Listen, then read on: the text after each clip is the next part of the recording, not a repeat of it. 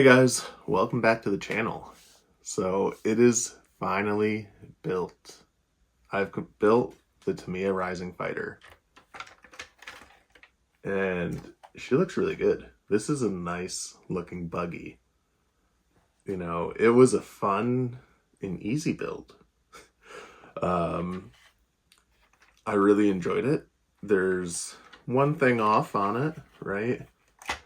Because of where I put my receiver, my driver can't fit in there. That's okay. I guess it's not meant to be.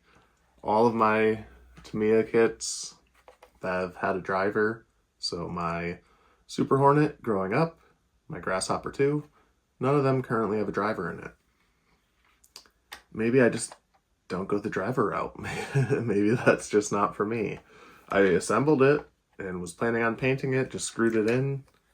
Doesn't fit because of my receiver. Anyways, I had a blast building this, and it was an easy build. I don't know what it is, but it just went together really smoothly. The steps all kind of made sense, and even though it's very similar to the Grasshopper 2, as a different gearbox, right? It was a lot easier build. I don't know if it's because I got experience building this or what, but like I have way more difficulties with the Grasshopper 2 than I did with the Rising Fighter. Now, when I made this announcement, I think in a community post maybe, someone was like, why would you get a Rising Fighter? It's the same exact car. Well, first of all, if you put them side by side, Grasshopper 2 is like an inch shorter. Okay, so Grasshopper 2 is a smaller buggy, and Rising Fighter is definitely a bit taller. You know, that spoiler I guess does it, but definitely a bit taller.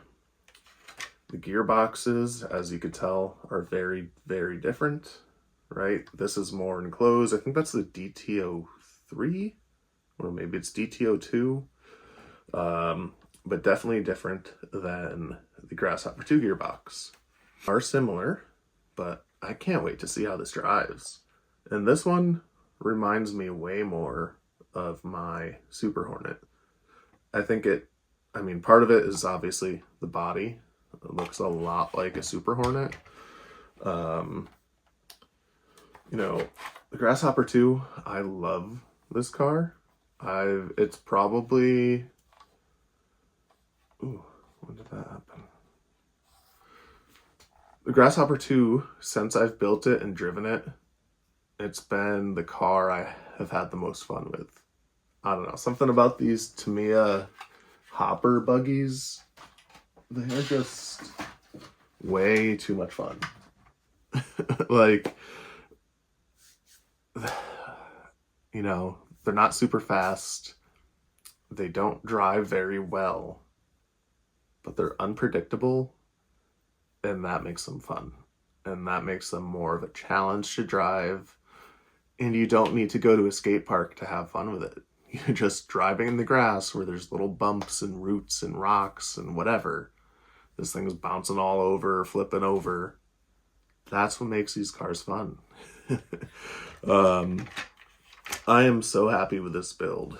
Now, if I were to compare the two, because I've only built the two cars, which one would I recommend for someone first time build? I'm going with the Rising Fighter.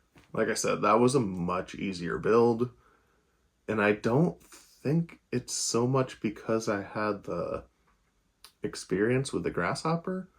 I think that helped a little bit, like with lining up, attaching the gearbox to the chassis. I think that helped there. But everything else in the build, I don't know, it just kind of, it made more sense. And like the flow of the build, you know, this came out in, I think, 2007, 2008, something like that. So even though they're similar, they kind of rethought it.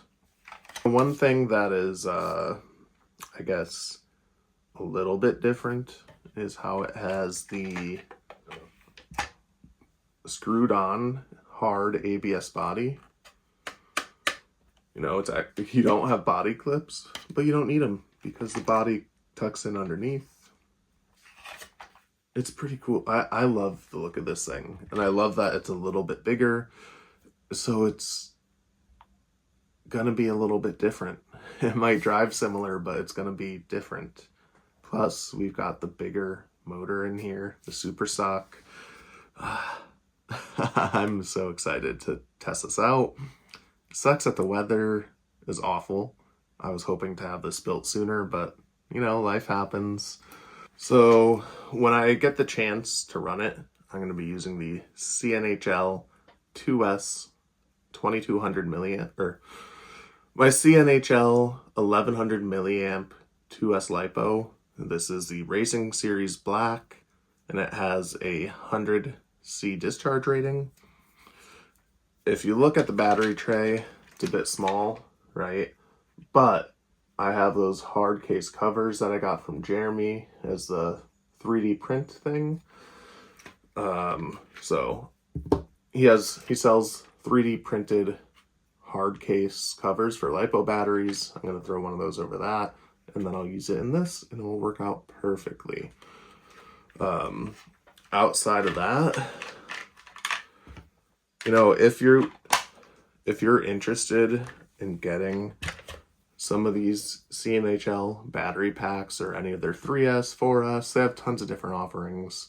I will have a link in the video description. I will also put a link for Jeremy's website where he sells those hard 3D printed cases for these batteries. So definitely check both of those out. You know, that's all I really had for this one. I hope you guys enjoyed the series and have a great day. I'll see you in the next one. Peace.